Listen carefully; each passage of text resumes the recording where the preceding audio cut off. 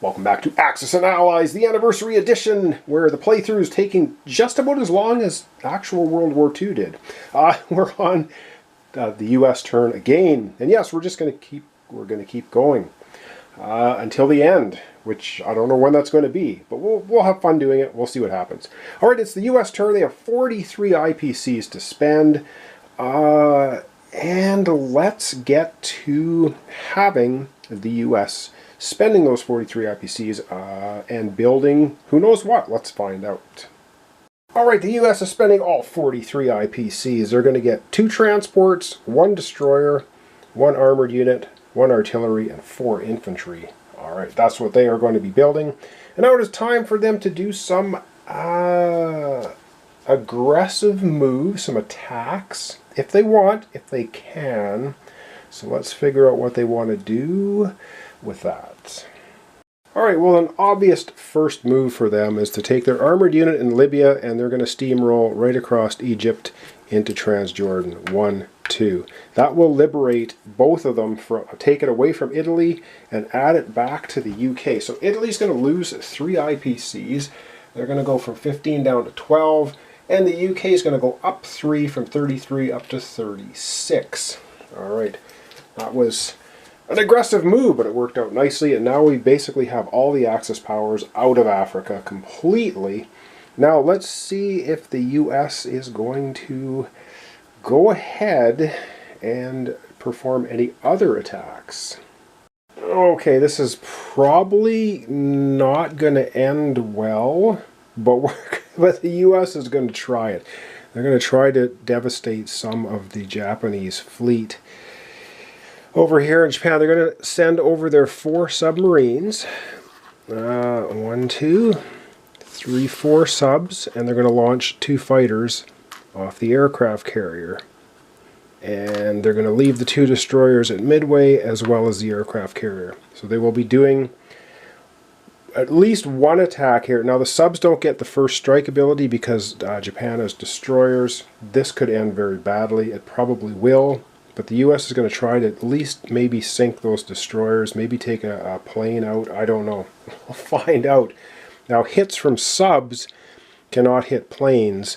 So if for whatever reason, if we get 4 hits with the submarines, they're going to sink 3 destroyers plus an aircraft carrier. We'll see. I don't know. We needed more subs than that, but we're going to give it a try. All right, that's going to be 1 attack there, and I do not think they are going to attack anywhere else. Let me have a look. Alright, well, that will be the end of where the US is attacking. And now, of course, China is right out of the picture because they've been completely absorbed by Japan. Get the dice tray in here. What did I hit? Okay, yeah, that's going to work nicely. Okay, let's have the US attack. They have 4 submarines. The submarines attack on a 2 or higher, and they cannot hit the aircraft. So 2 or higher, the subs, 1 hit. Yeah, that's not going to be good. And they have 2 aircraft which can hit anything, hitting at 3. And that's 2 more hits, so that's 3 hits. That is pretty nice. That's pretty nice. All right, 3 hits. Now here's where the problem is. Japan has 2 aircraft carriers defending at a 2. The destroyers defend at a 2. So they're going to be rolling 5 dice, hitting on a 2+. That would be 2 hits. Oh man, this is not good. And because there are destroyers here, the aircraft can hit the submarines. Oh boy, 3 hits, and they have 4 fighters defending at 4s.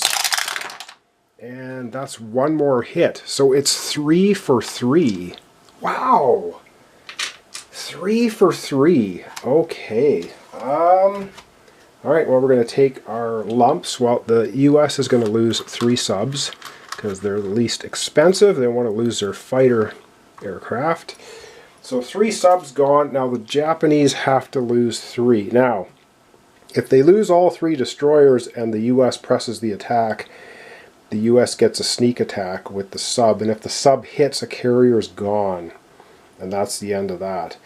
If they leave 1 destroyer here, the sub does not get that ability, but then they have to lose a fighter aircraft. The Japanese will definitely lose 2 destroyers, and I think they will. Oh man, this is brutal. No, they're going to lose all 3 destroyers. They're going to lose all 3 destroyers. Now, the U.S. can decide to retreat, the sub can submerge, and the planes can fly back. Or they can press the attack. And you know what? The U.S. has had enough of Japan. They're going to press the attack. Now this might end horribly, but it might be pretty good as well. Alright, they're going to press the attack. They do get a sneak attack now with the sub. Now if the sub rolls a 2 or less, one of those carriers is sunk. Come on, 2 or less. No! Okay, the sub did not sink anything, but they have 2 aircraft still in the air. Torpedo bombers coming in. They hit on 3s or less. And they get nothing. Wow, they should have retreated. That's brutal. And probably the Japanese now will just totally annihilate the rest of the... now they cannot hit the sub. The sub is going to not be hit. It can't be hit because there's no destroyers in the area. So all hits have to go into planes. So the aircraft carriers get no hits, and the 4 fighter aircraft 4s get 3. Oh man. Now they do get 3 hits, so the American fighters are going to be going down in flame. Damn it, that's not what we wanted. But they cannot hit the sub because there's no destroyers. So there's no destroyers to actually look after the sub. So the sub's just going to sit there. And it can't... I don't believe it's going to get sunk. Or can the... I have to look up the rules because I think maybe the aircraft carriers can hit the sub. But there's no destroyer there. So... Oh, airplanes can't hit the sub. And the 2 aircraft carriers actually didn't hit anything, did they? So I think we can still press the attack because we have to keep things differentiated between the airplanes cannot hit the sub without a destroyer, but the aircraft carriers can hit the sub. So I gotta relook at the footage now. I think the aircraft carriers missed, so I think the sub can continue to attack. Let me recheck the footage and come right back and see what we're going to do. Alright, well the submarine can stay there and continue to attack. So what happens, like I had mentioned, if there's no destroyer, the submarine cannot be hit by aircraft, but it can be hit by the 2 aircraft carriers. So they're going to press the attack. Why wouldn't they? The aircraft can't hit it, no matter what they roll. And the aircraft carriers defend on a 2. Alright, so the submarine is going to try and sink the carrier on a 1 or 2. Or 3. No, okay, the 2. And it's just going to be the 2 carriers attacking the sub because the sub cannot be hit by the aircraft. 1s or 2s. And a 3, so there's no hits. Pressing the attack again. Man, them subs are awesome. They probably should have got rid of a fighter and kept the destroyer. They didn't. Alright, here comes the sub again. No, we need to sink the carrier. And 1s or 2s for the 3s and 6. So it's the sub is circling around. The planes don't know what's going on. Alright, 1 or 2. Yes! There goes a carrier. One of the carriers has been sunk. And it's a surprise attack too for each round. So that carrier doesn't even get to fight back. Alright, so these 2 aircraft are still in the air. They got nowhere to go. Beautiful! And now that aircraft carrier fires back, 1 or 2. And this time the sub is sunk. Oh, man. What an awesome sea battle. And I'm wondering if the U.S. should have even brought their 2 destroyers in there. Alright, well that's the end of that battle. And these 2 aircraft then will land on Japan because the carrier has been sunk. They still have a full carrier though.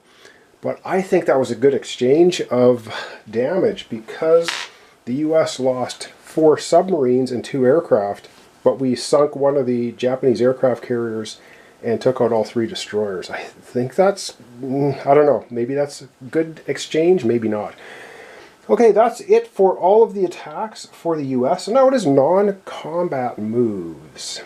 And an obvious non-combat move here is to fly the plane from the Hawaiian Islands 1, 2 onto the aircraft carrier. And we're going to leave the rest of these guys here.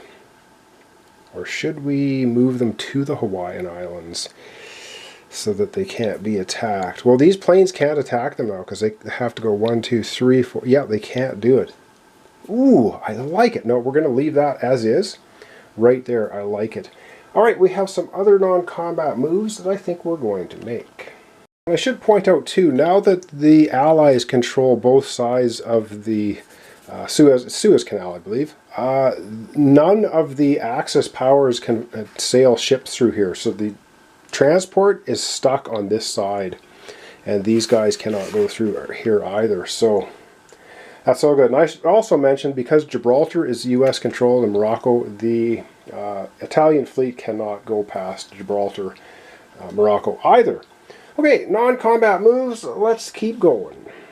Alright, since the Italians have no transport ability whatsoever, we're going to move all of the U.S. troops here, including the fighter aircraft.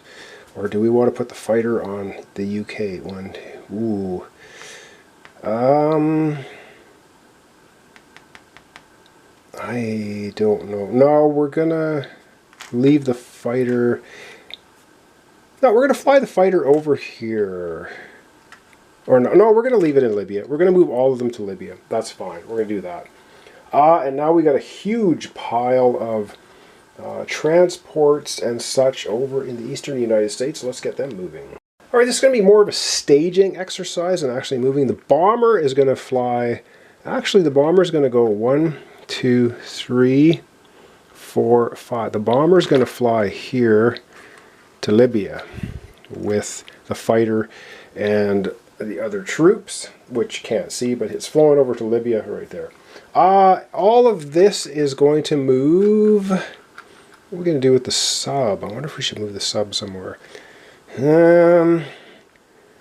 No, we're going to move all of this to C-Zone 9. The reason we're going to C-Zone 9 is because the German bomber then cannot reach them. And all of these troops are going to move over here. So we're going to take 4 infantry over here.